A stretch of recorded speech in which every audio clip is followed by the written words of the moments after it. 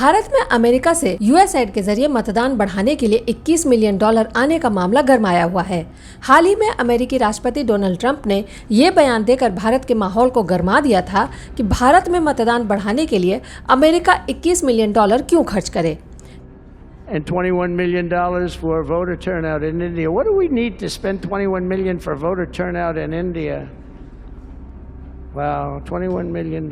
I guess they were trying to get somebody else elected. Wow, we ought to tell the Indian government, because when we hear that. Trump के इस बयान के बाद भारत में BJP Congress पर हमलावर है।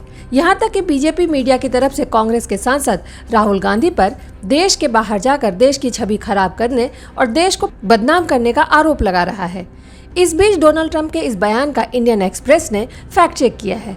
अंग्रेजी अखबार इंडियन एक्सप्रेस ने फैक्ट चेक में पाया है कि अमेरिकी राष्ट्रपति डोनाल्ड ट्रंप जिस यूएसएड के जरिए भारत को $21 मिलियन देने की बात कह रहे हैं, वो पैसा भारत को नहीं बल्कि बांग्लादेश को दिया गया था। रिपोर्ट के मुताबिक $21 मिलियन में से $13.4 मिलियन की राशि पहले ही राजनीतिक और सिविल मूवमेंट के लिए बांग्लादेश के छात्रों में बांटी जा चुकी है।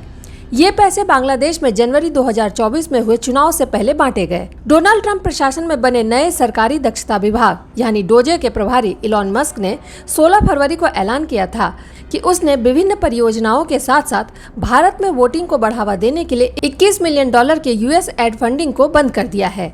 इसके बाद ट्रंप लगातार इस मुद्दे को उठा रहे हैं और 24 घंटे में 2 बार इसका जिक्र कर चुके हैं। ट्रंप ने गुरुवार को एक बार फिर से इसे लेकर बयान दिया और कहा कि भारत में वोटिंग के लिए $21 मिलियन हम क्यों दें, हमारे पास पहले से ही बहुत सारी समस्याएं हैं। ये एक रिश्वत वाली योजना है और आप इसके बारे में जानते हैं। इंडियन एक्सप्रेस की रिपोर्ट के मुताबिक अमेरिका के द्वारा $21 मिलियन में से $13.4 मिलियन की राशि पहले ही राजनीतिक और सिविल मूवमेंट के लिए बांग्लादेश के छात्रों में बांटी जा चुकी है। ये पैसा बांग्लादेश में जनवरी 2024 में हुए चुनाव से पहले बांटे गए। ये पैसे वैसे प्रोजेक्ट पर खर्च किए गए जिसमें शेख हसीना के पद छोड़ने के 7 महीने बाद भी इन चुनावों के निष्पक्ष और स्वतंत्र होने पर सवाल खड़े होते हैं। Bureau report, the Bharat now.